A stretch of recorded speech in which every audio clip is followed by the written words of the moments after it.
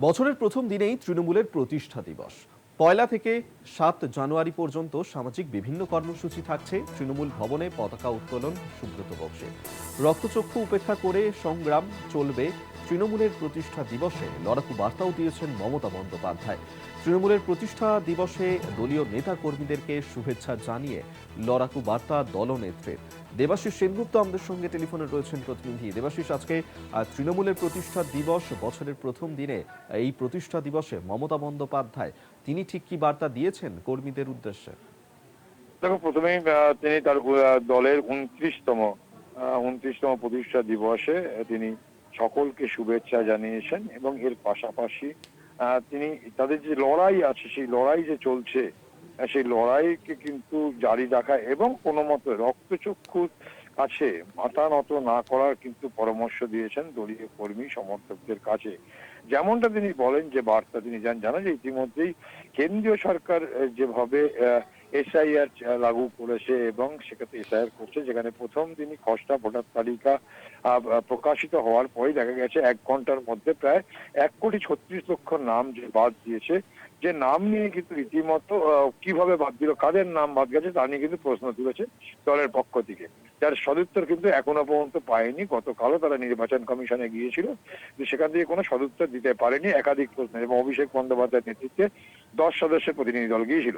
এছাড়াও মুখ্যমন্ত্রী তার যা বলেছেন, মূলত তার যে টুইট বার্তা, সেক্ষেত্রে এক্স হ্যান্ডেলে, যে মামাটি মানুষের সেবার লক্ষ্যে ১৯৯৮ সালে আজকের দিনেই তৃণমূল কংগ্রেসের পথ চলা শুরু হয়েছিল এবং এই ঐতিহাসিক যাত্রাপথের মূল দিশারি হচ্ছে দেশমাতৃকার সম্মান, বাংলার উন্নয়ন এবং মানুষের গণতান্ত্রিক অধিকার রক্ষা। আজও আমাদের দলের প্রতিটি কর্মী সমর্থক এই লক্ষ্যে অবিচল এবং অঙ্গীকারবদ্ধ। তাদের নিরলস প্রচেষ্টা এবং আত্মত্যাগকে আমি বিনম্র চিত্তে সম্মান করি, সত্য জানাই। তৃণমূল কংগ্রেসের পরিবার আর অগণিত মানুষের আশীর্বাদ, ভালোবাসা, দোয়ার পূর্ণিত। আপনাদের অকুণ্ঠ সমর্থনকে পাথেয় করেই বৃহত্তর গণতান্ত্রিক দেশের প্রত্যেকটি মানুষের জন্য লড়াই অবিচল আমরা।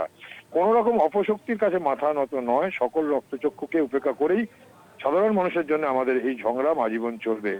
মামাটি মানুষের পরিবার সকল একনিষ্ঠ কর্মী সমর্থককে জানাই প্রণাম এবং শ্রদ্ধা জানিয়ে, একদিকে যেমন তিনি অবিচল থাকার জন্য যেমন বলেছে অপশক্তির কাছে, অপশক্তি বলতে বোঝাই যাচ্ছে যে অপশক্তি তিনি বলতে কি বোঝাচ্ছেন, অর্থাৎ যে অভিযোগ তিনি বারবার করে করছিলেন তার দল, যে নির্বাচন কমিশন ঘুর পথে বিজেপির ইশারায় তা চলছে এবং বিভিন্ন রাজ্যে, দিল্লি থেকে শুরু করে মহারাষ্ট্রের বিভিন্ন রাজ্যে যে তাদের বিজেপি যে জয়লাভ করেছে, তার পিছনে কিন্তু এই ভোটার লিস্ট একটা বড় ভূমিকা নিয়েছে। এবং সেক্ষেত্রে গতকালও অভিষেক বন্দ্যোপাধ্যায়, দলের সর্বভারতীয় সাধারণ সম্পাদক, তিনিও কিন্তু সে একই কথা বলেছেন যে ইভিএম মেশিন নয়, কারচুপি হচ্ছে ভোটার লিস্টে, তাই ভোটার লিস্ট তৈরি করার দিকে কিন্তু নজর রাখুন দলীয় কর্মী নেতৃত্বকে বলেছে।